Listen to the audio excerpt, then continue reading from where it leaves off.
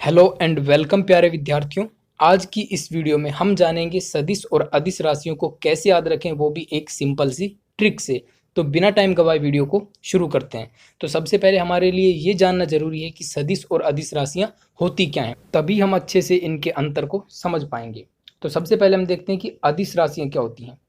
वे राशियां जिन्हें प्रदर्शित करने व समझने के लिए केवल परिमाण यानी कि मैग्नीट्यूड की आवश्यकता होती है, उन्हें कहते हैं अदिश राशियां।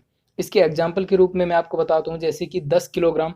तो किसी भी चीज़ का वजन जब हम नापते हैं या फिर किसी चीज़ का कोई वजन है तो उसके अंदर कोई दिशा थोड़ी है, वो पर्टिकुलर एक परिमाण है। तो 10 किलोग्राम क्या होगी, एक अदिश राशि होगी। इसी तरह से अगर हम बात करें समय की, तो जैसे 6 घंटे हमने बोला, तो 6 घंटे के अंदर कोई दिशा थोड़ी होगी, ये सिर्फ एक परिमाण है, एक मात्रा है। ठीक है। तो इस तरह से समय और द्रव्यमान क्या होगी, अदिश राशियां होगी। अब हम बात कर लेते हैं सदिश राशियों की। तो वे राशियां जिनके परिमाण के साथ साथ दिशा यानी कि वेक्टर भी होता है, उन्हें कहते हैं सदिश राशियां। जैसे कि बल। बल एक सदिश राशि है। इसे मैं आपको एक एग्जांपल से समझाता हूं। जैसे कि आप किसी भी चीज को कोई धक्का दे रहे हैं या फिर किसी भी चीज को खींच रहे हैं, तो वो किसी एक निश्चित दिशा में ही कर रहे होंगे ना। जैसे मान के चलिए आप किसी चीज को धक्का दे रहे हैं, तो आप अपने से विपरीत दिशा में उसको खिसका रहे हैं। ठीक है।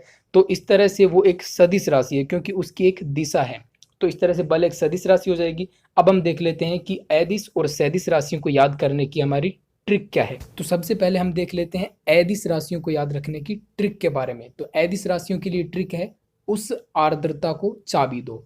एक बार फिर से रिपीट कर रहा हूं, क्या, उस आर्द्रता को चाबी दो। तो इससे हम देखते हैं कि किस तरह से अदिश राशियों को याद रखेंगे। तो सबसे पहले वर्ड उस के ऊ से आ जाएगा ऊर्जा, स से हो जाएगा समय, उसके बाद आर्द्रता, आर्द्रता के आ से हो जाएगा आयतन, और द्र से क्या हो जाएगा, द्रव्यमान, और आर्द्रता के ता से हो जाएगा ताप।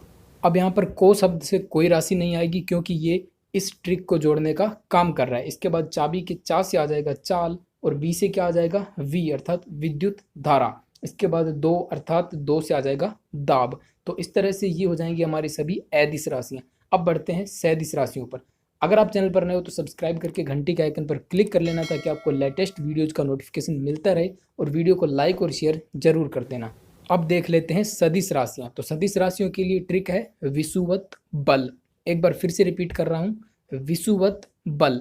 जी हाँ, सिर्फ दो शब्दों की ये ट्रिक है, विषुवत और बल। अब देखते हैं कि हमारी कौन कौन सी सदिश राशियां इससे आती हैं। तो विषुवत के विषु से सबसे पहले आ जाएगा विस्थापन।